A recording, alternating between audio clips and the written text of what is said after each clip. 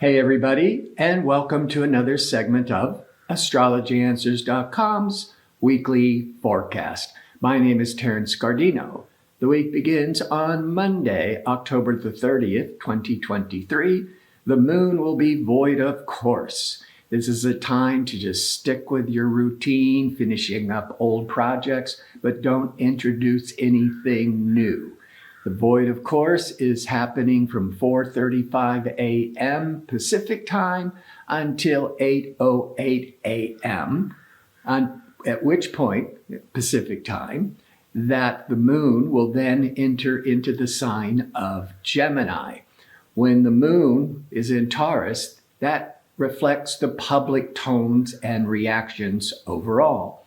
Taurus is very calming, steady, and focused on more material goods.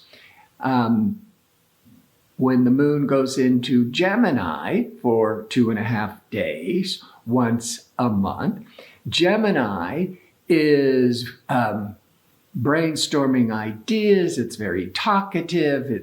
It's walking and talking and chewing gum at the same time. There's a lot of wittiness. A lot of changing of the minds. There's a lot of fickleness, adaptability, a lot of mental energy, lots of ideas. But when the moon at 8:08 a.m. Pacific time enters into Gemini, it's immediately for that next hour or two will be in a challenging square aspect to restricted cautious Saturn, because the moon, as soon as it goes into Gemini, will be at 0 degrees of Gemini, and Saturn, October through November, is sitting at 0 degrees of Pisces. There are no other planetary influences for the rest of the day. You just have to get past that moon Saturn that can bring in some worries, delays, frustrations, but it's only an hour or two. This too shall pass. Tuesday, Halloween here in the United States. We've got some really good energy, perfect for Halloween celebration, because the moon is in chatty, versatile, whimsical Gemini. But pleasure-seeking Venus, relational Venus, will be in harmony with eclectic, surprising Uranus.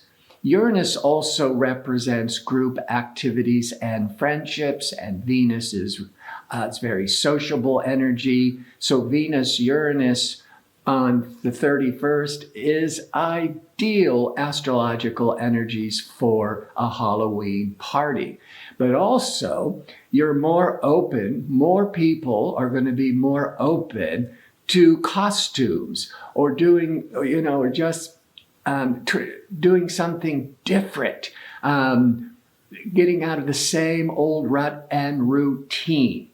On Wednesday, November the 1st, the moon in Gemini will now go void of course. Again, as I talk every week, the moon is void of course is when the moon is changing signs, but it's no longer making any aspects to other planets until it moves into the next sign. And so because the moon is not making any aspects to other planets, there's no activity. The energy is flat. The energy is unproductive, which is why it's always advised to just stick to your routine, but don't introduce anything new jobs, new projects.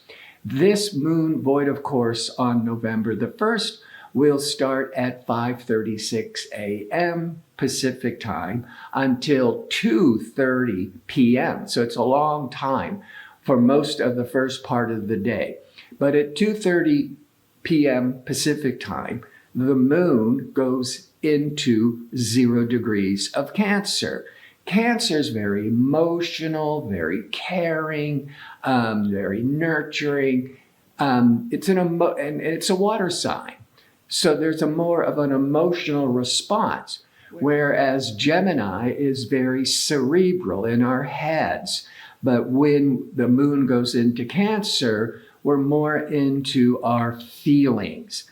Now, when that moon at 2:30 p.m. Pacific time goes into 0 degrees of Cancer, remember Saturn for October through November is sitting at 0 degrees of Pisces. Pisces is a water sign. The moon in Cancer is a water sign, so they're very harmonious. So having that moon in the early afternoon Pacific time, there's a sense of being more grounded, more secure, more stabilized, good for all kinds of business. On Thursday, November the 2nd, as the moon continues in Cancer, that nurturing, feeling Cancer, it's going to be in harmony with optimistic, expansive Jupiter, late morning Pacific time.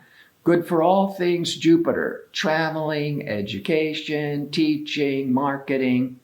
By early evening, around 7-8 p.m., but Pacific time, the emotional moon will be in harmony with ambitious, assertive Mars. So it's late in the day, late in the evening, but a lot of people are going to be feeling more motivated and active, perhaps getting really revved up for making plans for the next day.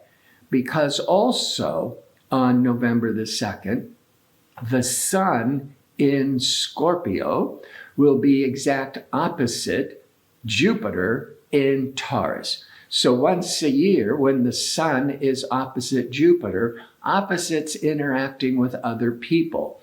With the Jupiter, that's bringing in a lot of generosity, a lot of hope. Now, all things Jupiter, again, will be spotlighted with the sun, traveling, marketing, education. But overall, the opposition, dealing with other people, you're going to find more people, more of a tendency to be optimistic, to be generous, to be more honest. On Friday, November the 3rd, the moon continues in Cancer. Mid-afternoon, it's going to be in harmony with creative, social Venus and also inspiring, caring Neptune. And as the moon is in harmony with Venus and Neptune, part of the reason is on Friday, Venus, pleasure-seeking, creative, or romantic Venus will be opposite nebulous, romantic, dreamy Neptune. This is a day that is great for artists because you'll be more inspired.